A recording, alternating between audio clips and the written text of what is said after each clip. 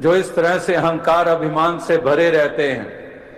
थोड़ी सी भी ताकत मिल जाए तो अभिमान, थोड़ा सा भी हुनर मिल जाए अभिमान, थोड़ी सी भी दौलत आ जाए अभिमान, थोड़ी सी भी विद्वता आ जाए तो हर किसी को मूर्ख करके ही देखने लग पड़ते हैं।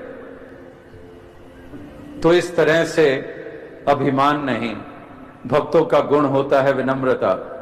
ये दास भावना से युक्त होते हैं, ये इस प्रकार से ऐसी हलीमी से युक्त होते हैं जिसके कारण ये ऊंचाइयों को प्राप्त करते हैं।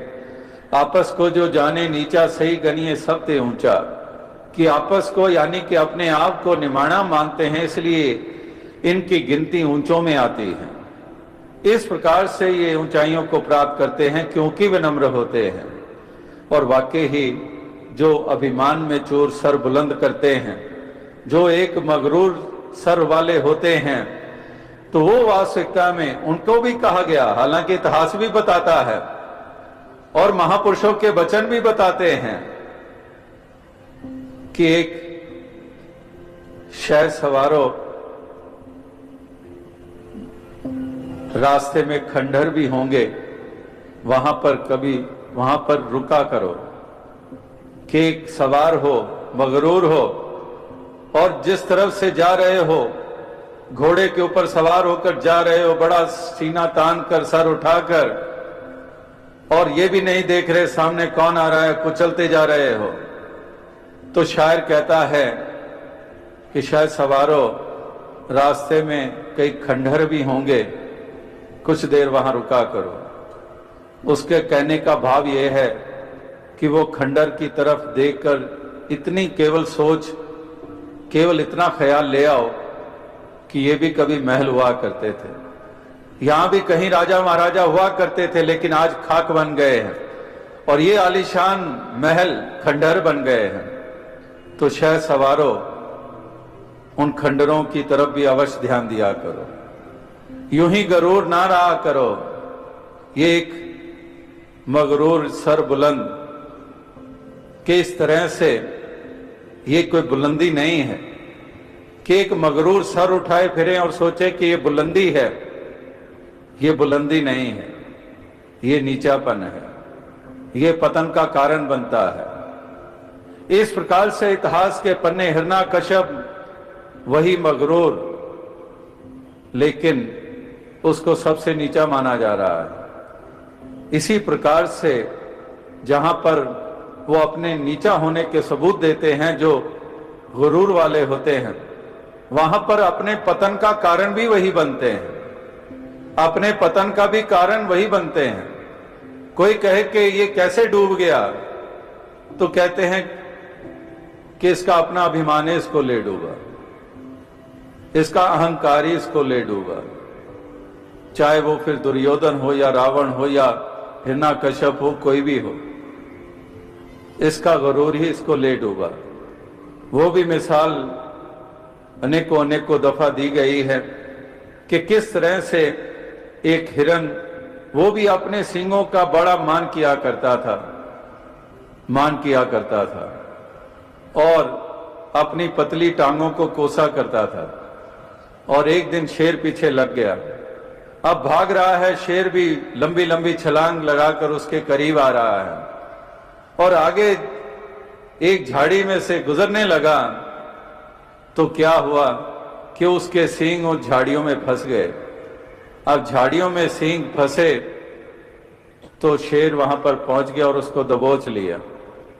अब ये एक उदाहरण, ये एक छोटी सी एक किस्सा सुनाने का मकसद क्या, मंतव्य क्या, वो वही कि सींगों का मान करता था और पतली टांगों को कोसता था, और जितनी देर उसका बचाव हुआ था वो पतली टांगों के कारण ही हुआ था, लेकिन सींगों का मान जिसका कर रहा था वही उसके लिए अंत का कारण बन गए। इसी प्रकार से मान मुनि मुनवर गले मान सबे को खाए, कि ये मान अभिमान जो भी करता है ये मान सबे को खाए, ये मान खा जाता है, ये पतन का कारण बन जाता है। ये मान मुनि मुनवर गले, ये नहीं कि अज्ञानी, अगर मुनि मुनवर भी मान अभिमान में कहीं आ गए तो ये तो आग होती है। आग के लिए कोई लिहाज नहीं है। आग अगर झोंपड़ी को छू जाए उसको राख कर देगी, और आग अगर महल को छू जाए उसको भी राख कर देगी।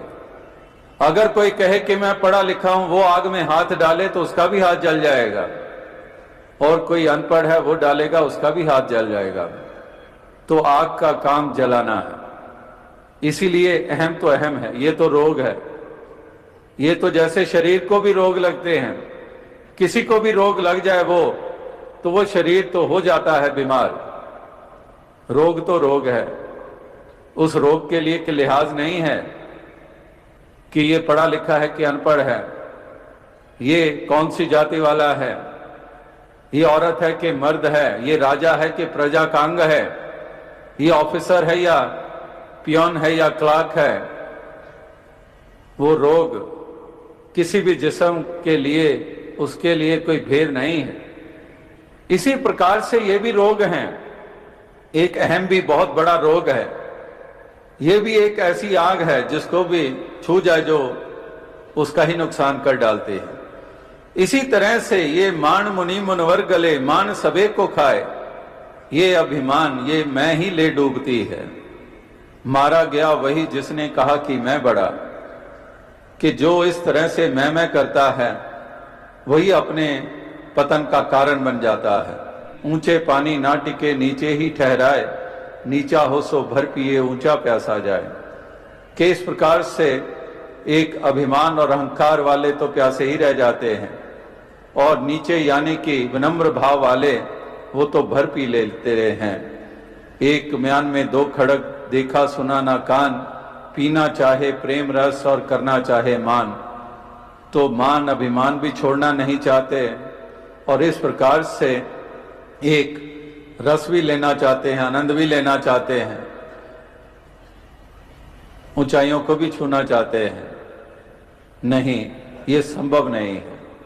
इसलिए महापुरुष संत जन एक विनम्रता की तरफ प्रेरित करते हैं कि हमने विनम्र रहना है, हमने दास भावना से युक्त होकर रहना है, किसी चीज का मान नहीं करना है, ना दौलत का, ना विद्वता का, ना इल्मों का, किसी चीज का भी नहीं।